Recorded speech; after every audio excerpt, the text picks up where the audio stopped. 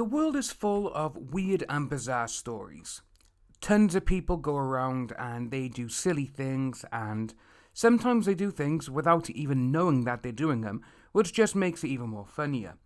Well, what I thought I'd be doing now on this channel is every day we'll be doing a brand new bizarre story, one bizarre story a day sort of thing, and just to lighten the load and to have everyone have a laugh because, well, what we're going to take a look at today is I've got 3 stories to look at. A couple of them were actually from the last couple of days, and one dates back to 2 weeks ago. And I haven't read them yet.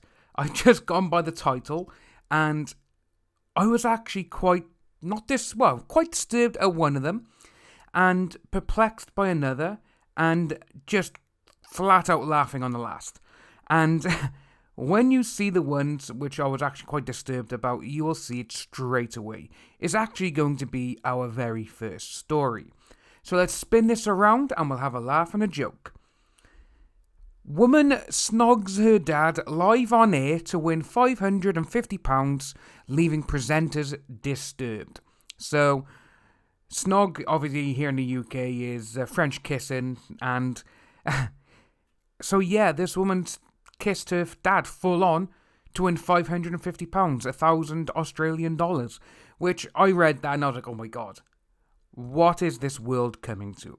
So, a woman fooled the Kyle and Jackie Show radio host in Australia into believing her father was actually her boyfriend to win a cash prize of £550. First of all, it's not exactly that much money, and just ugh. So here we are, we have them, and obviously, that's just wow. A father and daughter left radio presenters disturbed after going to extreme lengths to bag the cash prize in a bizarre game show.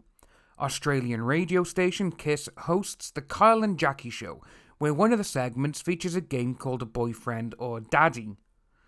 First of all, that is just...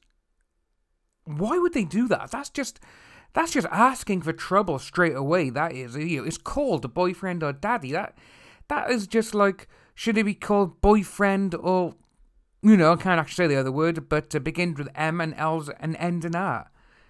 But, we're going to go somewhere else. The rules are simple. A female guest will bring a male companion into the studio, and the 2 hosts have to guess whether the man is their partner or their dad.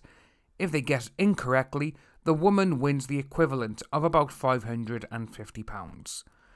This week, 26-year-old Stacey brought along Nick, 49, and was left to the presenters to figure out their true relationship. The pair presented the story that they were a couple, and the presenters grilled them on details of their intimate lives, which we'll spare you the details of. After they made it through the highly uncomfortable interrogation, Jackie O laid down one final challenge. There's only one way to decide this. Would you guys be willing to give each other just a little kiss on the lips? This is going to be the clincher for everybody watching on Instagram Live and for us here. They were even live streaming it on Instagram. As you can see there, he just looks a bit confused and like, really? The pair move in for a smooch lasting a few seconds as presenter Kyle says, they are fully kissing. It was a makeout. I'm locking in boyfriend without a doubt. It has to be the boyfriend. It has to be. It can't be the father. No one kisses their father like that. Everyone in the studio is in agreement that the pair are partners, and they switch it to Stacey for the grand reveal. The entire office behind them jump to their feet as she says, the things we do for money. This is actually my father. My boyfriend is going to be mortified. Yeah, to be honest with you, if I had my missus and I saw her kissing someone turning out to be her father, and she'd done it for money, it'd be gone. My guy, yeah, bye-bye, go. Kyle, clearly a little lost for words, congratulates the pair on their close relationship and for winning the prize of 1,000 Australian dollars. Adding, that's the craziest S I've ever seen. Ugh. See, straight away, that's just wrong because... ugh. That's what that is. Next story we're going to move on to is very, very funny. It's kind of sad as well, but the way that this story goes, it would only happen in a comedy film or a short clip sort of thing, a bit like a Pixar clip before a movie. And this is what we got. Man blows up part of house in France trying to swat a fly. The man in his 80s, oh bless him, was eating his dinner on Friday evening when he became annoyed at a fly buzzing around him. A man in France has accidentally blown up part of his house while trying to chase a fly with an electric swat. The man in his 80s was eating his dinner on Friday evening when he became annoyed at a fly buzzing around him. He picked up the electronic fly swat and took aim at it, as he was unaware of a gas cylinder leaking at his home in the village of Parcours-Chenard in Dordogne. I hope I'm saying the last part wrong. If I'm not, I do apologise. A reaction occurred between the swat and the gas, causing an explosion and part of his kitchen to blow up. The blast also damaged a section of his roof, and the house is currently uninhabitable. Somehow the man managed to escape the catastrophe with just a burn to his hand. His family are repairing the house while he resides at a local campsite. It is unknown what happened to the fly. Oh my god. All I got in my head is this guy, he swats, like sparks, and he gets blown backwards. That's all I got. And oh my god, like, woo!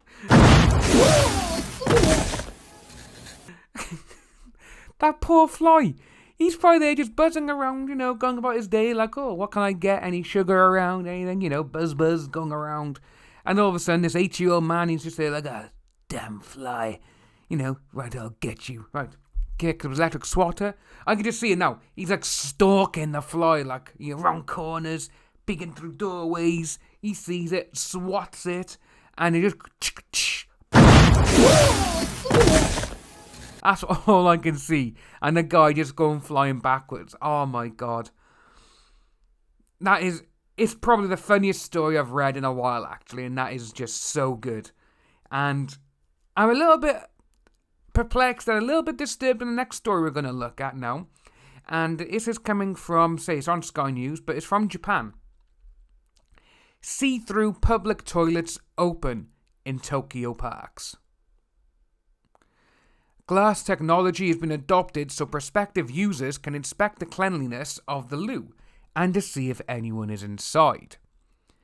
Well, by the looks of things, if it's empty, obviously the door will be open and you can see it, but it may have that security glass, when it locks, it could change. So, transparent public toilets which light up like a beautiful lantern have been installed in Tokyo. The see-through loos have opened in 2 parks in Shibuya, a commercial part of the Japanese capital, which is renowned for its shopping facilities and quality of nightlife. The toilets use coloured smart glass, there we go, which turns opaque when they are occupied. That glass, I think, is amazing. I would love to have that in my house, so I can just get rid of the curtains and blinds. I love that.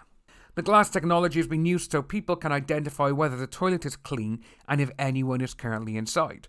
Users have already said how, once inside the toilet, they cannot tell if the glass is opaque or not, giving them the strange feeling they are on display when spending a penny. Aww. A number of leading designers helped to create the restrooms as part of the Tokyo Toilet Project to change people's dark, dirty, smelly and scary perceptions of public toilets. Award-winning architect Mrs.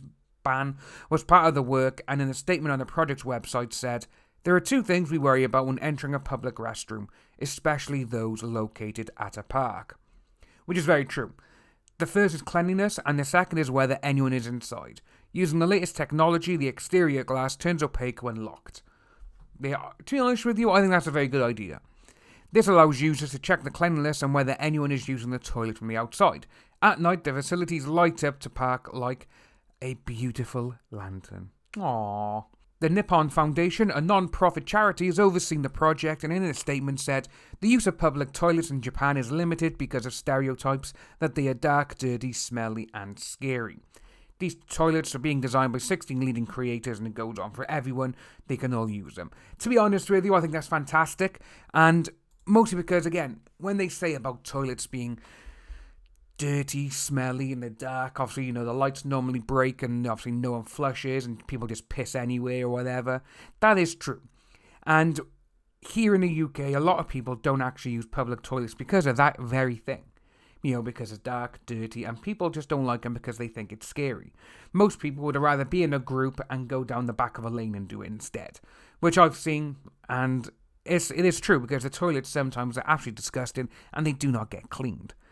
But with these, I think that's a very good idea, and to be honest with you, if they work in there, I think all places around the world, if they can afford them, that is, they should have these kind of things out there because it'd be brilliant.